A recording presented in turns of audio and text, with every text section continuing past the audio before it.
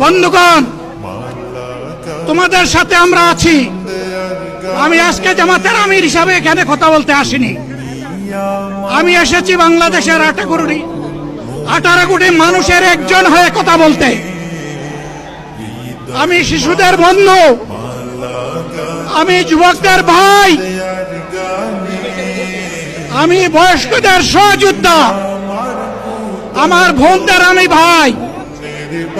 সুতরাং তাদের মুক্তির জন্যই আমি দায়িত্ব নিয়ে আজকে এখানে দাঁড়িয়েছিলাম। আল্লাহর ইচ্ছা শরীর আমাকে সাময়িকভাবে সহযোগিতা করে নাই, এটাও আল্লাহর ইচ্ছা যে এখন আল্লাহ আমাকে কথা বলার সুযোগ দিচ্ছেন। আমি বলতে চাই, বাংলাদেশের নির্দিষ্ট কোন শ্রেণীর মুক্তির জন্য আমাদের এই লড়াই নয়। রাস্তার একজন পরিচ্ছন্নতা কর্মী, চা বাগানের একজন শ্রমিক,